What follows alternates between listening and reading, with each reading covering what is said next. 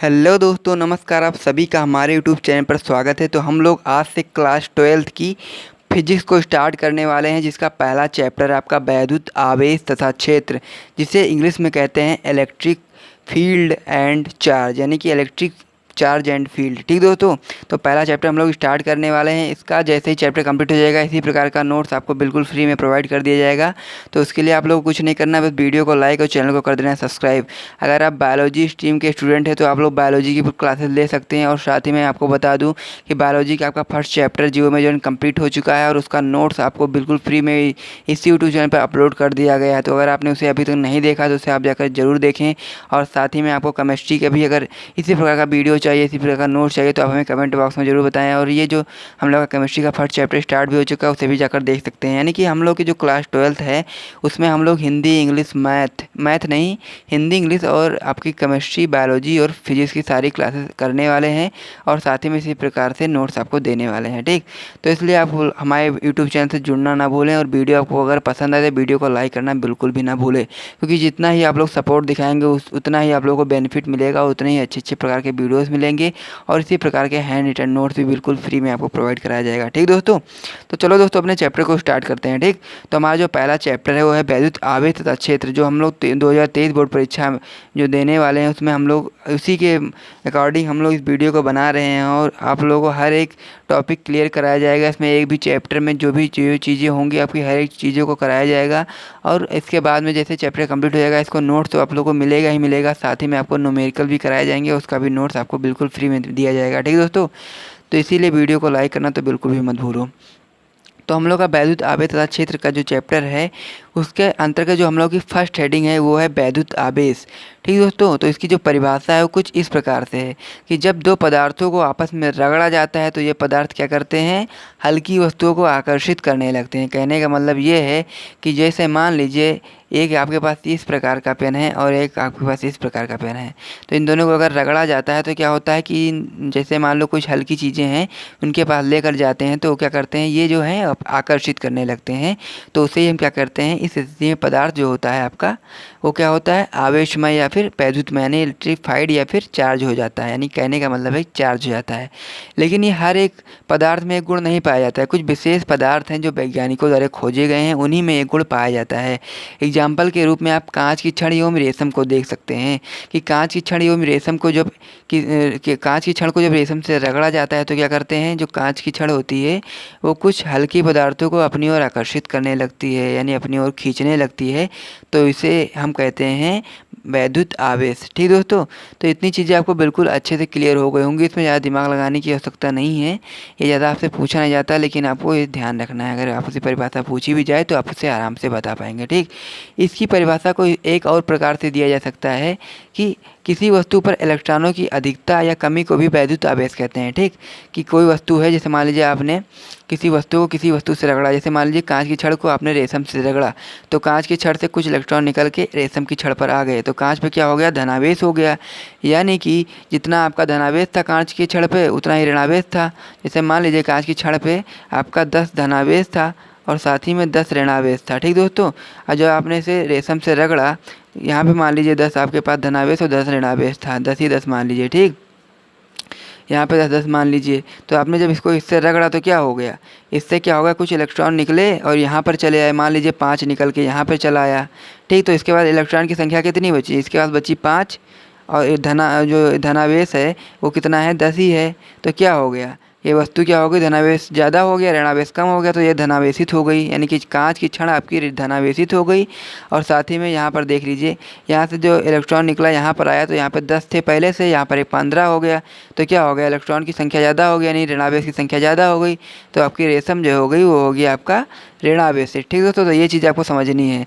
तो यानी कि कोई भी वस्तु हो जब उसको आपस में रगड़ते हैं तो या फिर वो धनावेश हो या फिर ऋणावेश उत्पन्न हो, तो क्या हो जाता है, आपका वैद्युत आवेश हो जाता है। ठीक, तो ये फिर उसका नीचे का जो पॉइंट आपको 2 नोट पॉइंट लिखे हैं वो है, यदि वस्तु पर इलेक्ट्रॉनों की अधिकता है, यानी कि कहने का मतलब ये है कि जब वस्तु को रगड़ा जाता है तो क्या होता है, इलेक्ट्रॉन निकल जाते हैं, यानी कि ऋणावेश निकल जाता है, तो उस पर क्या हो जाता है, धनावेश आ जाता है, यानी कि उस पर धनावेश की संख्या ज़्यादा हो जाती है। तो उसे हम क्या कहते हैं, तो वस्तु हमारी कैसी हो जाती है, धनावेशित हो जाती है, जो दूसरे लाइन में लिखा हुआ है। यदि वस्तुओं पर इलेक्ट्रॉनों की कमी है तो क्या हो जाएगा, वस्तु धनावेशित होगी, और यदि वस्तु पर इलेक्ट्रॉनों की अधिकता है तो वस्तु हमारी ऋणावेशित होगी। तो आई होप ये चीज़ें आपको क्लियर हो चुकी होंगी। अब हम बढ़ते हैं नेक्स्ट टॉपिक की ओर। तो हमारा जो दूसरा टॉपिक है वो है आवेश के प्रकार, टाइप्स ऑफ चार्ज। तो आवेश आपके दो प्रकार के होते हैं, जैसा कि हमने ऊपर ही देखा। एक होता है आपका धनावेश, जिसे इंग्लिश में कहते हैं पॉजिटिव चार्ज, और एक होता है आपका ऋणावेश, जिसे हम इंग्लिश में कहते हैं निगेटिव चार्ज। ठीक, तो धनावेश कब उत्पन्न होता है, जब इलेक्ट्रॉनों की कमी से क्या होता है, वस्तु पर धनावेश उत्पन्न होता है। जैसा कि हम लोग ऊपर भी देख सकते हैं कि इलेक्ट्रॉनों की जब कमी होती है तो वस्तु धनावेशित हो जाती है, और इलेक्ट्रॉनों की जब अधिकता होती है तो वस्तु ऋणावेशित हो जाती है। तो यहाँ पे धनावेश कब उत्पन्न होगा, जब वस्तु पर इलेक्ट्रॉनों की कमी होगी, तब वस्तु पर क्या होगा, धनावेश उत्पन्न होगा। और वहीं पे अगर ऋणावेश की बात करें तो जब इलेक्ट्रॉनों की क्या होगी, अधिकता होगी, तब वस्तु पर ऋणावेश उत्पन्न होता है। ठीक दोस्तों, अब यहाँ पे बात करें सजातीय आवेश, यानी कि जो समान आवेश होते हैं। कहने का मतलब ये है कि अगर आप प्लस और प्लस को पास में लेकर जाएंगे, प्लस और प्लस को जब पास में लेकर जाएंगे तो एक दूसरे से दूर भागेंगे ये लोग एक दूसरे से दूर भागेंगे। और ऐसे ही अगर आप माइनस और माइनस को पास में लेकर जाएंगे तो ये भी एक दूसरे से दूर भागेंगे, क्योंकि ये लोग कैसे हैं, ये सजातीय आवेश है। ये मतलब कि एक ही समान आवेश हैं। प्लस प्लस को पास में ले जाएंगे तो ये दूर भागेंगे, माइनस माइनस को पास में ले जाएंगे तो ये दूर भागेंगे। लेकिन अगर यहाँ पे प्लस और माइनस को पास में लेकर जाया जाए तो ये लोग क्या करेंगे, एक दूसरे से चिपकने लगेंगे, यानी आकर्षित होने लगेंगे एक दूसरे के। तो इसे ही हम क्या कहते हैं कि जब सजातीय आवेश को एक पास लाया जाता है, या फिर वो धनावेश या धनावेश हो, या फिर ऋणावेश या ऋणावेश हो, तो क्या करते हैं, एक दूसरे को प्रतिकर्षित करते हैं, यानी एक दूसरे से दूर भागते हैं।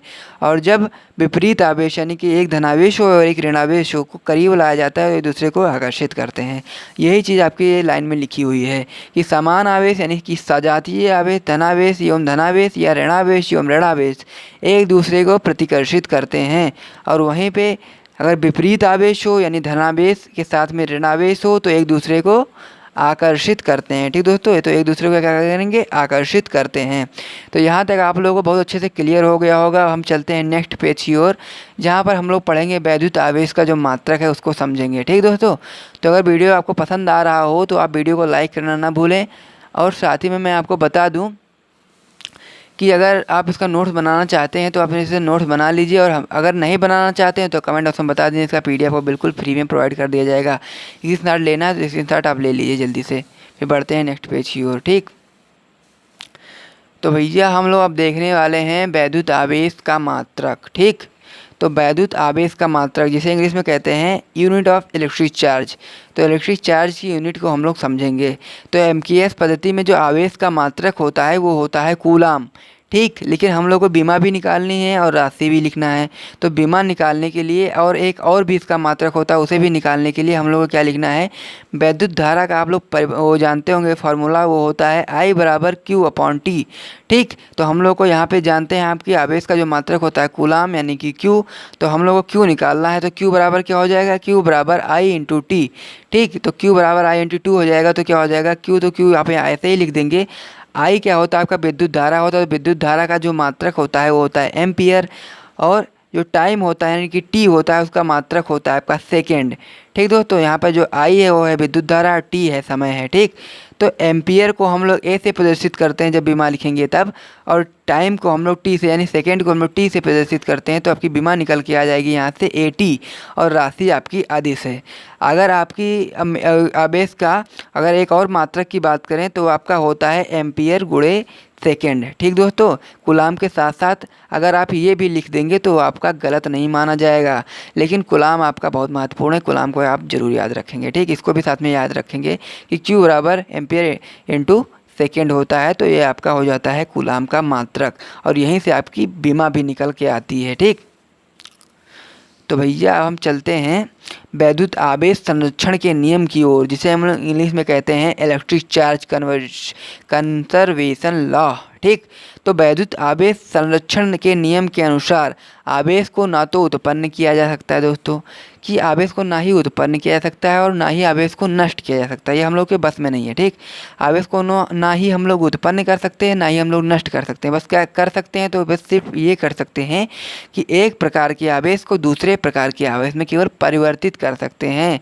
हम आवेश को उत्पन्न या नष्ट नहीं कर सकते हैं, केवल एक प्रकार के आवेश को दूसरे प्रकार के आवेश में परिवर्तित कर सकते हैं। इसे ही हम लोग क्या कहते हैं, वैद्युत आवेश के संरक्षण का नियम कहते हैं। ठीक, तो ये भी चीज़ आपको बहुत अच्छे से क्लियर हो गई होगी, इसमें भी आपका बिल्कुल भी कोई डाउट नहीं होगा। अगर कोई डाउट है तो कमेंट बॉक्स में ज़रूर पूछें। ठीक दोस्तों, अब हम बात कर लेते हैं मूल आवेश के बारे में, जिसे इंग्लिश में कहते हैं फंडामेंटल चार्ज। ठीक, तो वह छोटा सा छोटा आवेश, ठीक, वह छोटा से छोटा आवेश जो एक आवेशित कण पर हो सकता है। ठीक, वह सबसे छोटा आवेश जो एक सबसे छोटे आवेशित कण पर हो सकता है, उसे ही मूल आवेश कहते हैं। इसे ई से प्रदर्शित करते हैं, इसे स्मॉल ई से प्रदर्शित करते हैं।